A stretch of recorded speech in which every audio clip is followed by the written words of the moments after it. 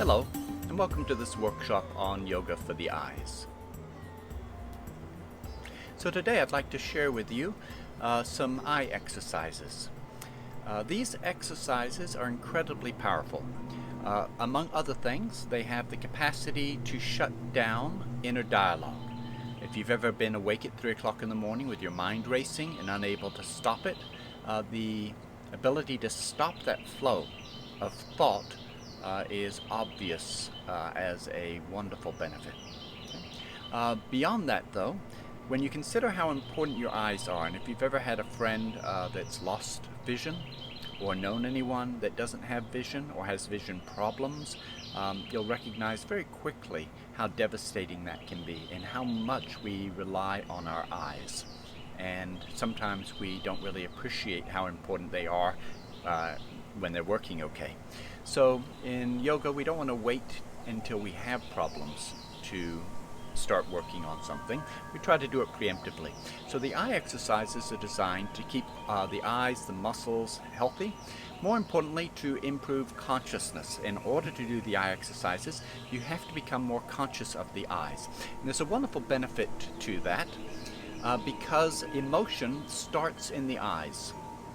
Before it comes into the face, into the posture, into the breathing, before the emotion takes over the whole body, the very first place it shows up is in the eyes. If you've ever been having a conversation with someone with eye contact and you said something and they got angry, they triggered, if you're watching their eyes, you see it instantly in the eyes.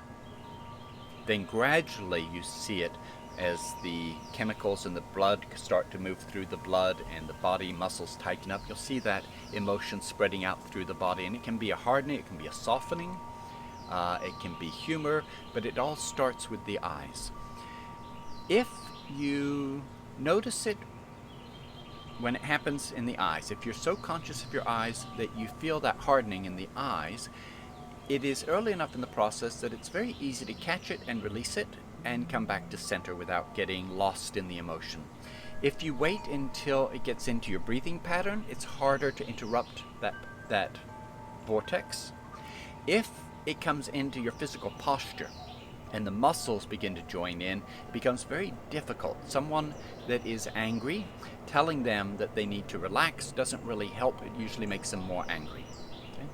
So if you can recognize emotion when it enters into the mind by the sensation of the eyes, then you have a big jump on getting control, and it's very easy actually to let it go. A friend of mine calls it just throwing a switch. At that moment you still have the choice whether to continue down this path or not. If you get down the path far enough, it's no longer a choice. Okay? So let's talk about the characteristic movement of the eyes and what they mean. So for thousands of years, the yogis have noticed that different types of thoughts have different types of movements associated with them. For instance, if I ask someone a question that requires that they access deep memory, that they have to think about it and remember something, while they're accessing memory, their eyes will go up and either left slightly or right slightly. Watch. Okay. If you ask me who was my best friend when I was 7, my eyes go up as I'm thinking about that, and then when I've got the answer, they drop and I say, okay, that was Adam or Graham, whoever it was. So if you're watching someone's eyes, you can tell whether they're actually accessing information. If you say, who was your best friend when you were 7, and I don't even look up, I just tell you, there's 2 reasons. One is that I didn't access memory, is the most common, and the other was that I was acting. Okay? So if I already knew who my friend was, don't even have to think about it, I just tell you. But if I have to actually think about it, the eyes move up. When the eyes move down, it's a checking with internal states. Every type of movement is correspondent to a different type of thought pattern. If you're interested in this, neuro-linguistic programming, usually abbreviated NLP, if you look that up, they have a wealth of exercises and information that is of a more recent origin. But 1,000 years ago, the yogis had already noticed this. Now, the question the yogis asked was, if an emotion can create an eye movement, if a thought can create an eye movement, can we reverse it? Through creating eye movements, can we affect thought? Through eye movements, can we affect emotion? And when they began to experiment with eye exercises, they noticed that the answer is yes. You can affect the flow of consciousness by simply controlling movements of the eyes, and you can affect your emotion the same way. Okay? So this is the basis behind the eye exercises. A, they're really good for the eyes. Okay? But B, they're really good for the flow of consciousness, and then C, they're very good for the emotional. Learning how to use them gives you a handle on emotional states. When I become conscious of my eyes, I am better able to regulate my response to difficult situations. When I was younger, back in 1972, I took my first yoga class. And back then, most yoga classes involved exercises for the eyes, exercises for the tongue, for the face, as well as for the arms and the legs and the shoulders and the core. Those have lost popularity. When I ask myself why, because they're very important and very powerful, and when I asked myself why they fell from grace, I wasn't sure until I tried to teach them myself. And the first time I taught eye exercises, I gave half my class a headache. And I stopped teaching them for quite a while. Eventually, I learned how to practice and how to teach without straining and without giving the eyes the opportunity to trigger a headache. And so that's what I'd like to share with you today. So, let's get started, and we'll start with some easier exercises and then gradually build on that. So the first exercise we're going to do is taking the eyes in a big circle, and we'll go clockwise and then counterclockwise. And as you're doing this, again, you want to avoid straining, so don't try too hard. And if it's at all unpleasant, just stop and rest the eyes, or you can rub your hands, close your eyes, and cupping. Press around the rim, the cheekbones, and around the forehead, the sides, but don't press on the eyeball itself. Okay? That'll help to relax and rest the eyes. So when you're ready, without trying too hard, just roll the eyes up, and then to the left and down in a big circle, and then to the right and up. Reverse directions, go up, then to the right and down, and then to the left and up, and then come back to neutral. Now let me demonstrate. What most people will find if they slow down, and the slower you move the eyes, the more challenging the exercise becomes, not the easier.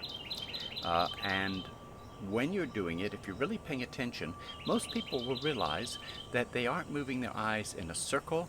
It is closer to a triangle or a square or a hexagon. There'll be a series of jerks like this. Okay. And then you continue practicing, and you continue practicing that jerking movement. And many years later, you'll find that you're still doing it the same way. So to get the benefit of this exercise, the movement needs to be smooth and fluid and slow. Okay? And then if you can increase the range, the radius of the circle, even better. Very difficult to learn how to do that though. So watch how I identify one of the problem areas and then learn how to break it down and smooth it out. Okay? So first I need to find out where it is that I'm having the least control, where I lose control of the eye movement. So as I'm moving my eyes around, if they're moving smoothly and then they jump, I identify that jump where I lost control. Now, if I continue practicing, I just reinforce the jump, like practicing a bad habit. So instead, I look straight ahead. Then, this is the area from here to here is where I was jumping. So I look straight ahead, and then I take the eye and I look right into the area that I was having trouble passing through. I just go from center right into that area. Then I create a pleasant stretch without straining. Then micro movements. I go up and down a 1/16 of an inch. Then I relax, look straight ahead. Then I try the circle again. And as I get close to that point, I really pay attention and I see if I can replace that one big jump with 2 or 3 smaller jumps. And then I continue and I look for the next big jump. And I do the same thing. I look straight ahead. I look right up into the area where I was having trouble. And then I do little micro movements, like a windshield wiper, but just a 1/16 of an inch back and forth, developing fine motor control. Then I relax. Then I try sweeping up and see if I can replace the big jump with 2 or 3 small. Eventually, you've got 20 or 30 or 40 small jumps. And then you continue to smooth them out until you have large areas that are smooth with occasional little jumps. And over time, you'll be able to go 360 degrees without jumping. Okay? Let me demonstrate so you can see the quality of the movement. I'm going to look straight up. And now I'm starting to move. And the eyes aren't warmed up, so there's some very tiny little jumps in there. There was a little jump. There was kind of a acceleration. I'm going to go back up again. You'll notice that that time was a little smoother because the eyes are starting to warm up. There's a little jump there. When I feel jump, I go back, I smooth it out, and I keep going.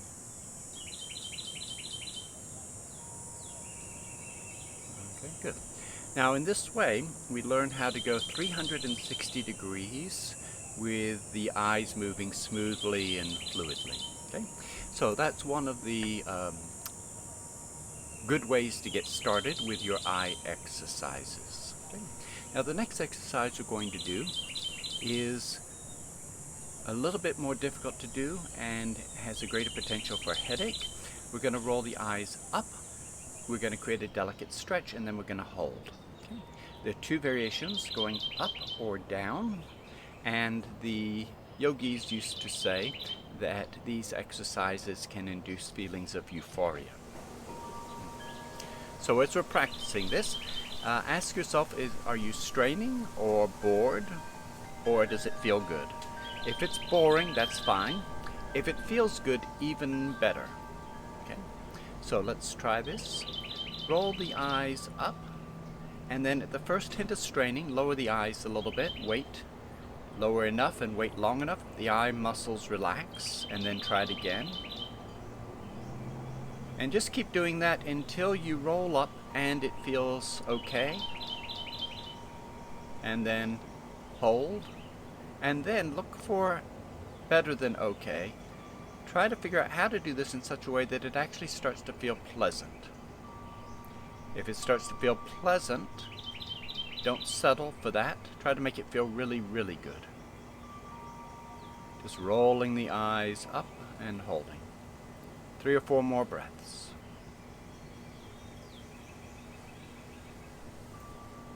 Make sure you continue breathing through this process.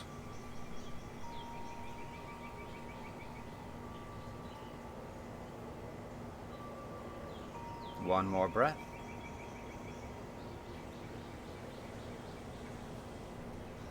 And then notice the quality of your consciousness. As you release the eyes, close the eyes gently without squeezing them shut. And then notice what was going on in your mind while you were practicing that exercise. And what most people will find, even beginners, is that their internal dialogue shuts down. And so that was one of the greatest benefits of the eye exercises, is that when we learn how to control the eyes, we gain a back door to controlling consciousness. By bringing the eyes into a particular position and holding the eyes absolutely still in that position, it has a calming effect on the mind, and internal dialogue stops. This is just the first step, and that alone makes these exercises worth the practice. The ability to, when you have monkey mind, when you're falling asleep and your mind is racing, the ability in knowing that you can stop that flow of consciousness simply by doing this exercise. The faster your mind is racing, the harder the exercise becomes. The harder it is to tame the eyes. But by the time you've succeeded in stilling the eyes, the mind also will be still. Okay? Much more effective than trying to stop the thoughts directly. Okay? So now we'll try rolling the eyes down. Look straight ahead, roll the eyes down. At the first hint of strain, back off, relax, and try it again more carefully. Keep backing off, relaxing, and trying again, more and more gently, more and more delicately, until you roll the eyes down without triggering that defense contraction in the eye muscles.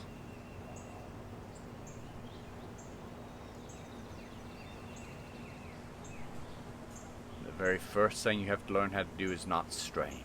Once you've done that, then you start trying to adjust so it actually feels pleasant. If it feels pleasant, try to make it feel really, really good.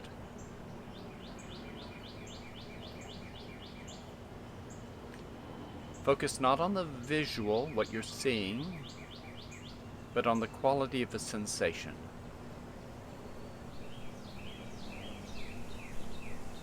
Take a breath or two.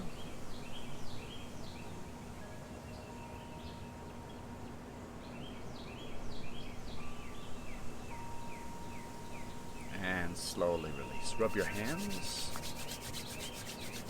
Eye palm. Let the energy of the palms enter and soften the eyes.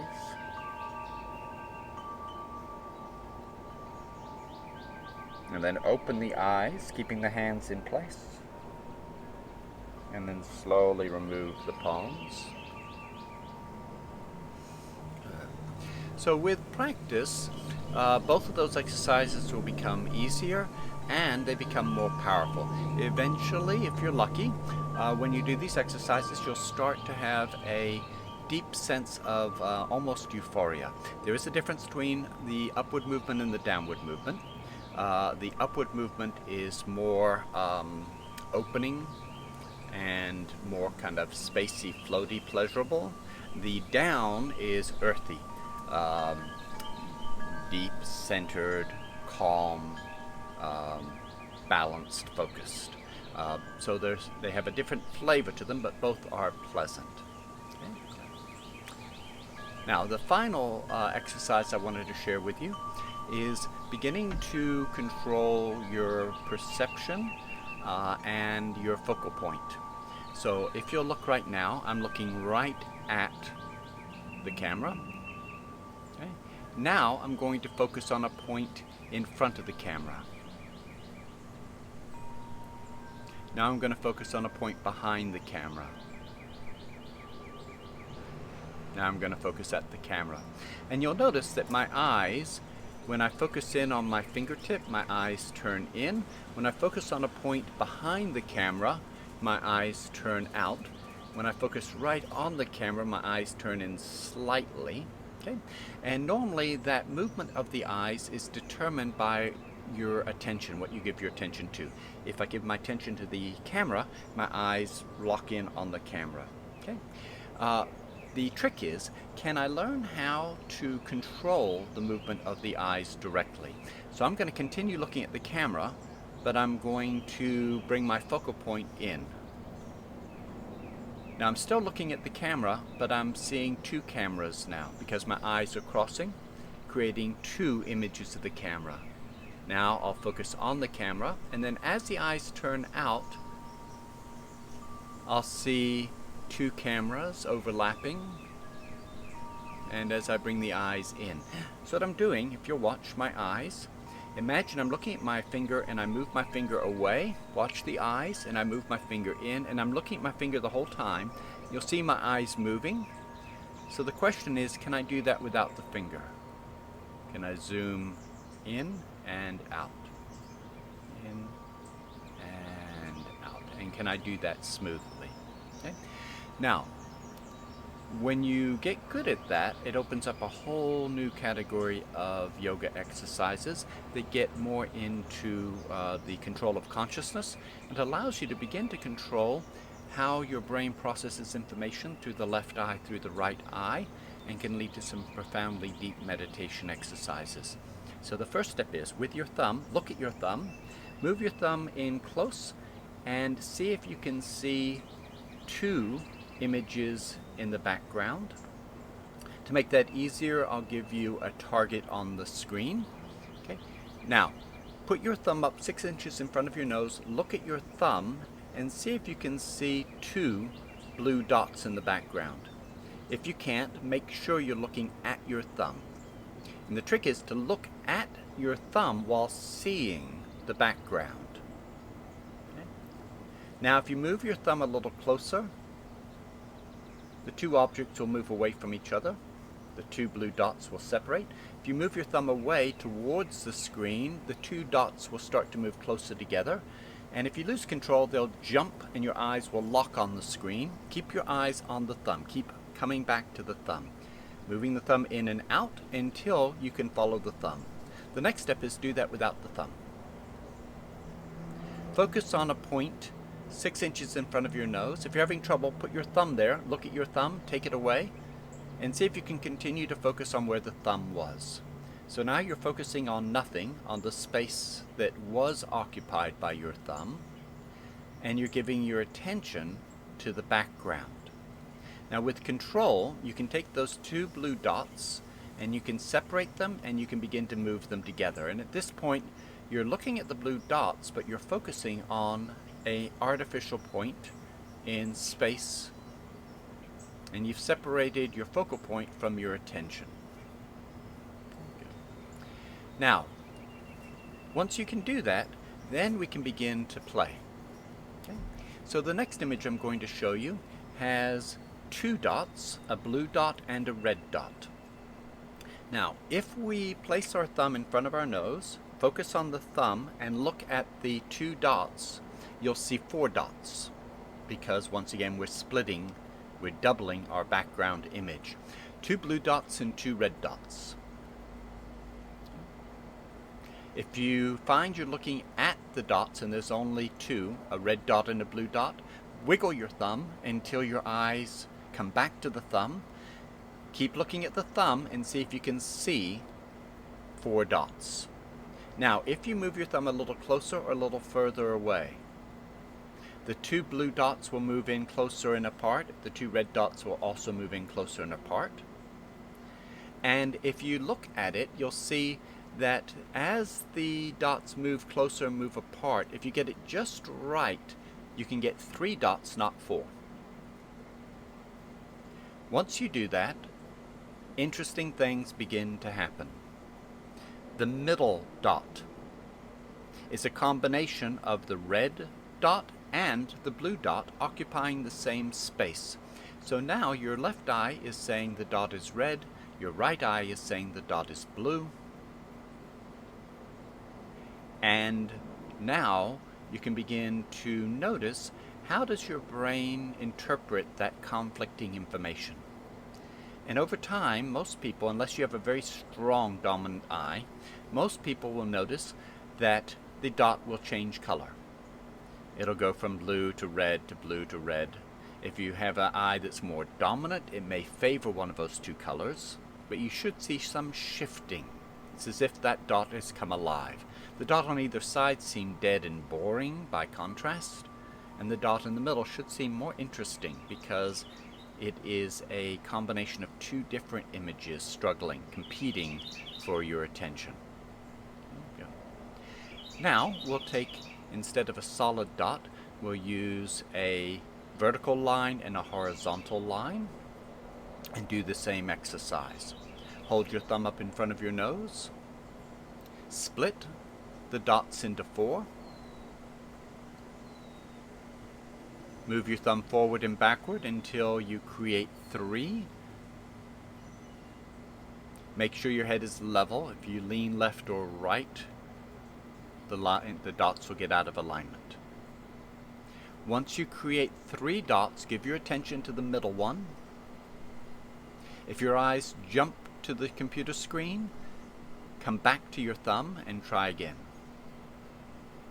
Now as you give your attention to the middle dot, notice, is it a vertical line or a horizontal line, or is it some combination?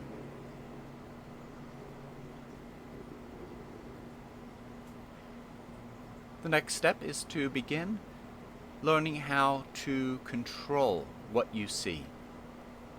Learning how to shift the dominance from the left hemisphere to the right hemisphere.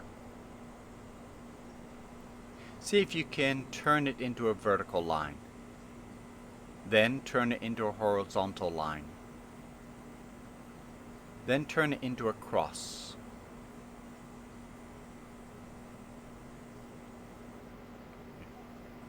And then pausing. Okay, good. Now you can do this with any two objects. Objects about the same size work better. So just for fun, let's try this with two faces. And do the exact same thing. Create 4 faces, zoom in or out with your thumb until you create 3, give your attention to the middle face, and then see how the brain assimilates an image based on the 2 different faces, and then just give your attention to that middle face for a few moments.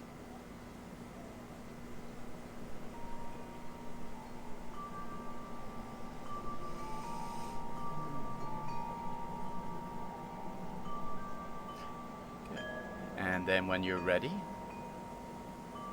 close your eyes, rub your hands, cover your hands over your eyes, let the heat and warmth of the palms enter and soften the eyes. Open your eyes, looking into the palms, and then slowly remove your hands. And then the final practice is just a simple meditation, and here we use what is called a soft focus. So typically our eyes focus on the target of our attention, whatever that is. When our attention goes to something, the eyes lock on it.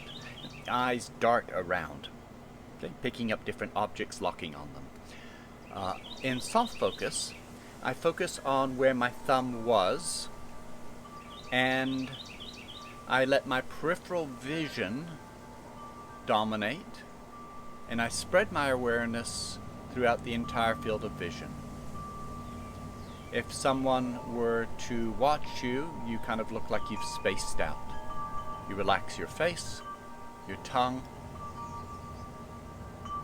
If your eye jumps out and grabs an object, come back to the thumb, focus on the thumb, soften the background, and then see if you can take your thumb away and focus on the point where your thumb was, and then spreading your awareness evenly over the entire field.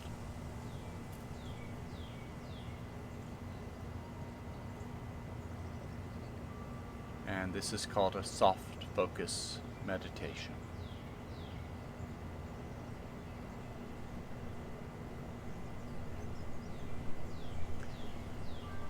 And then coming back to center. So that can be a nice technique for calming the mind, for quieting background noise, and also for resting the eyes. Now the focal point that you choose is the focal point that allows the eye muscles themselves to relax.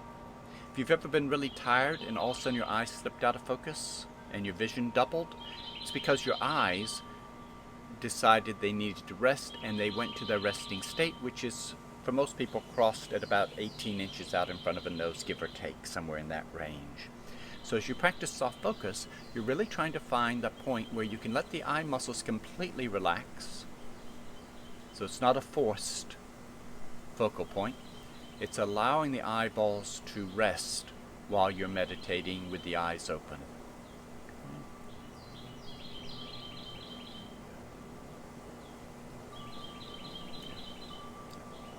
So I hope you enjoyed that.